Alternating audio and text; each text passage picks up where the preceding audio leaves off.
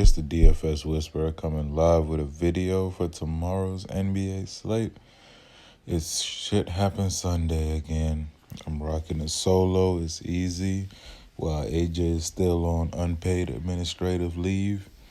So I'm going to try to make this video real quick since I'm dropping it kind of late. Got busy with a little bit of work. We had a decent Saturday night. Got back into the cash, doubled my money. So let's go into Shit Happens Sunday and make sure we could get a bag for everybody. So to get the homework out the way, please like, comment, subscribe, and share. Hit that bell icon so you can get all our content as soon as it drops. Draft Dashboard, one of the best DFS tools out here. They're also sponsoring a $25 giveaway on our page every Sunday. And to announce the winner of this week's giveaway, it's Bizzle B. So Bizzle B, go ahead and just drop your PayPal information in the comment section, and I'll go ahead and shoot you that 25 later today. Draft Dashboard, one of the best DFS tools out here. We got all the dope features from the position optimizer, sleepers and studs, player trends, lineup optimizer, one of the best lineup optimizers out here. We got the NBA cheat sheet that shows you the top plays of the night, the locks of the slate, the top mid-range of the slate, the top value plays of the slate, and also the punts with upside. And you get all of this for $1 for your first 30 days if you use the link in our description below. Because if you don't know how to do research, don't want to do research, or just don't have time to do research, that NBA cheat sheet is here to save your life. And you also get to see all our custom player pool. If you use our link in the description, you'll get that tab you see on the top right-hand corner. Watch DFS Whisperers picks. So, y'all know Sunday is our least favorite day to play DFS. But I kind of like the slate, though. I kind of like the games. The early slate is just horrible. I'm just playing 125-cent contest for shits and giggles, basically. But apart from that, even on main, I'm playing super, super light. But I like the slate. I might change my mind, but I haven't. Like, my normal contests are kind of a lot smaller than usual, so I'm going to just go light tomorrow. And if you're not feeling the slate, I always advise either play super light or just don't play at all. It's okay to sit out a slate and just focus on real life stuff, especially on a Sunday. Go ahead and chill, focus on real life, chill with family or whatever you like to do. But let's get into this slate. First pick, my guy, Kyrie Irving. I mean, this man has been balling like crazy lately. It's that home stretch towards the playoffs, and they're playing for seeding right now. Kyrie Irving has dropped a 53, a 55, a 53, a 65, and a 68. So nothing less than a 53 in his last 5 games, averaging about 45 fantasy points per minute this season. He's also dropped a 43 and a 45 and a 51 in his last 5 against San Antonio, but he's also had a 35 and a 13 in between. So he could give you anywhere from, let's just say anywhere from a 30 to 51 against this team, and he has a ceiling of 60 against this team, I'll say. I like Kyrie's chances of like busting the slate tomorrow, especially if he goes, I'd say if Kyrie goes like 20% or less in the ownership rankings, then you might have a steal right here, but I highly doubt it'll work like that. But I mean, he's 8,800, and it's a lot of good mid-range players on this slate. Like, you got DeRozan, who's still under 8K.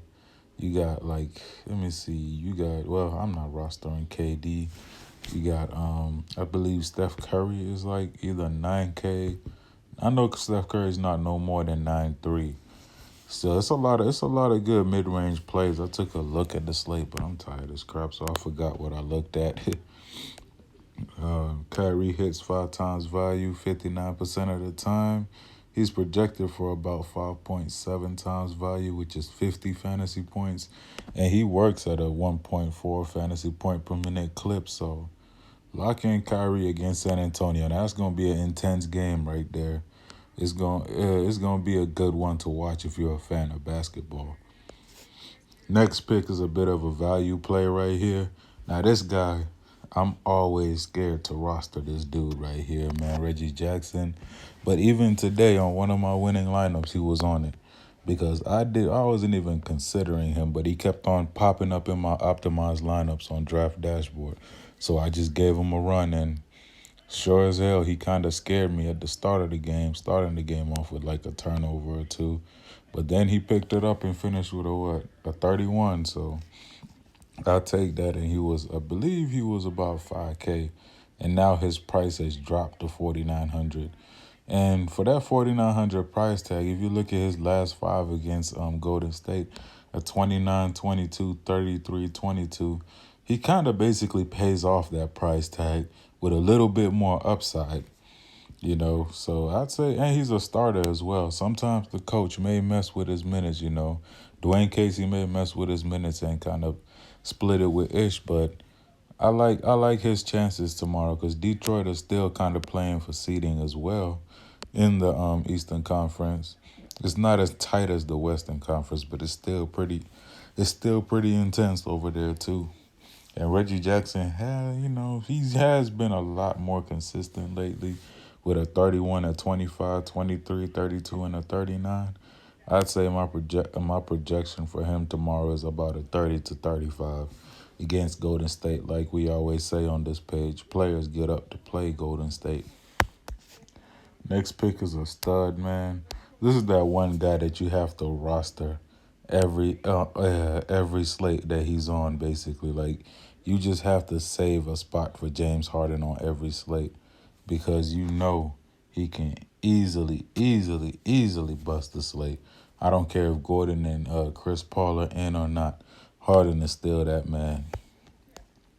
You got James. His last five against Nola, he's had a 72, a 71, 53, 48, 64.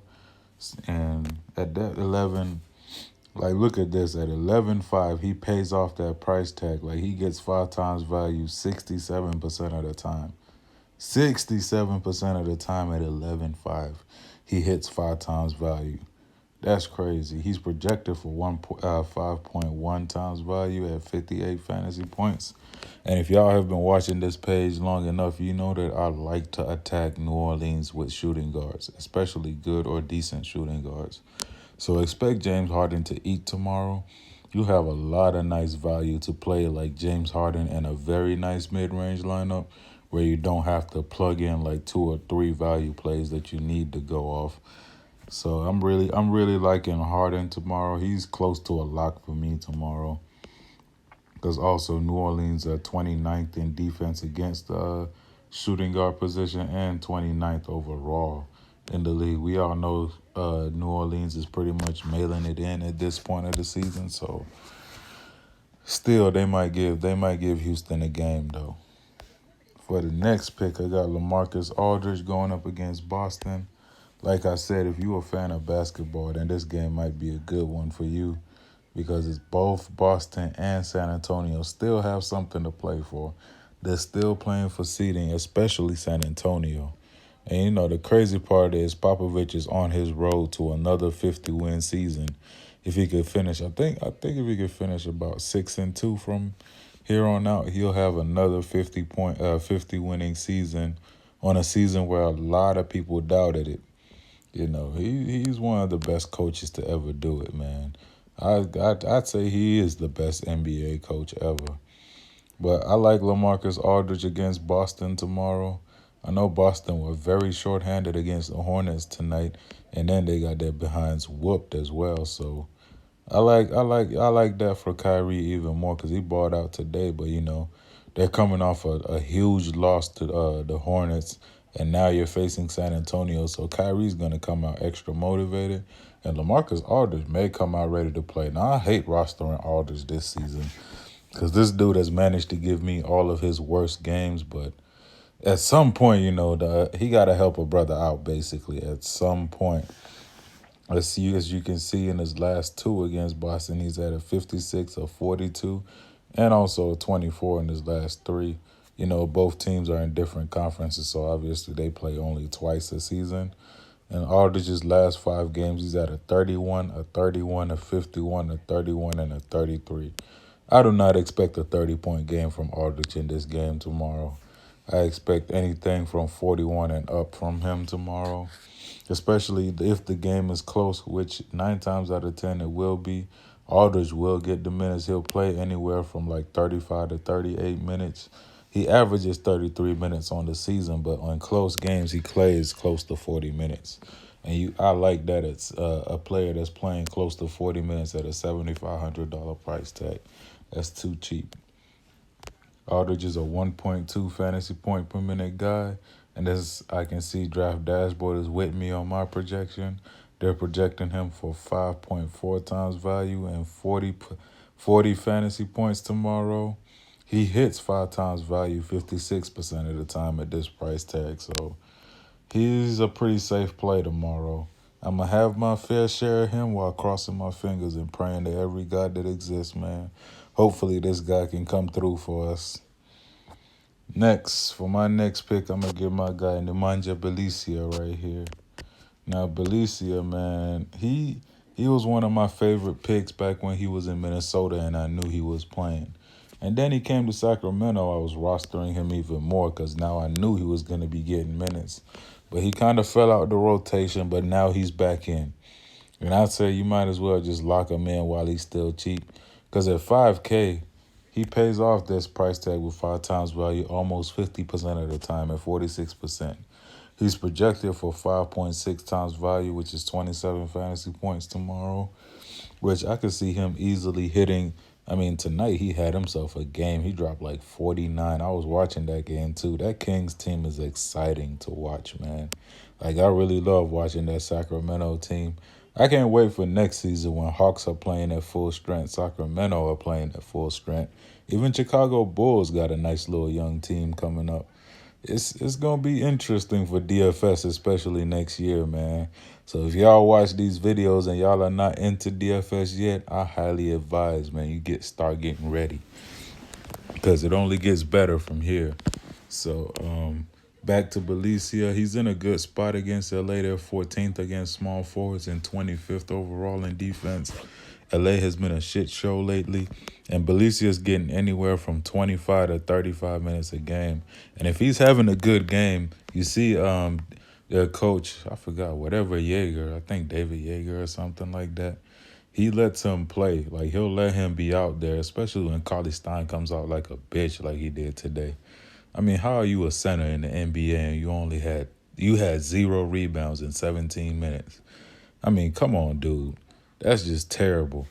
You know, I wanted to pick him today, but I ended up fading him. I'm glad I did. So if he comes out being sorry, just expect Bagley and Bjelica to run up all the minutes. Now, Bagley's a little bit expensive today. He's $6,900. I'm still going to have my fair share of Bagley because I roster him at any price. Him and Trae Young. By the way, I know y'all saw Trae Young's game-winning floater. Y'all saw the Rookie of the Year and his moves tonight. If you didn't see it, I'm going to drop that video right here. Now you saw it. All right, on to the next pick. I'm going to go ahead with my guy, the dude that dropped 70 the other day. Like, never did I think I'll witness the day JaVale McGee hit 70 fantasy points. But it happened last slate against Brooklyn. Biggs versus Brooklyn. So all I got to say is if JaVale McGee is going to continue to see 30 minutes, 5,600 is too cheap for him. We all know he's one of the most active centers out here. 72, 24, 28, 26, and 23. And ignore that notification, by the way. I forgot to turn. Let me turn this off so that none of those will pop up again. All right. So, yeah, JaVale McGee, Biggs versus Sack. He's they're 20th in defense against centers. And like I was just saying about Cauley Stein, if he comes out like a bitch, basically JaVale McGee's going to own them boards again. McGee had like, what, a 33 and like 20 rebounds or more, something like that. Because I remember just coming back home like, whoa, JaVale's at 67. I really like him in this spot, 5,600. And if he's going to see more than 30 minutes, like I said, he could easily smash again. Not at 72, but more like a 40-point game. But a 72 can't happen again. We all know JaVale's a point-per-minute monster. He's projected for 6.6 times value, which is a 36.9. And if he hits 5 times value 42% of the time at this price tag, he's also a 1.2 fantasy point per minute guy. I say, get your fair share of McGee and also watch his projected ownership. Because ownership may be up on him because, in the DFS community, recency bias is a real thing. So that's it, guys. We appreciate all the views, likes, comments, and subscribe. I know this video is kind of rushed through because I'm just ready to get to bed, fall asleep, man. It's been a long day. But, y'all please like, comment, subscribe, share, hit that bell icon. Shout out to Bizzle B who won our $25 contest this week. Drop your PayPal info down in the comment section. And y'all look out for next week's contest. You may have not been lucky this week, but next week could be your week. Shout out to Draft Dashboard for sponsoring the $25 giveaway.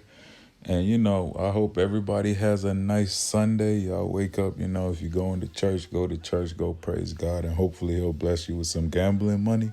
But with that being said, we out here, Whisper Squad.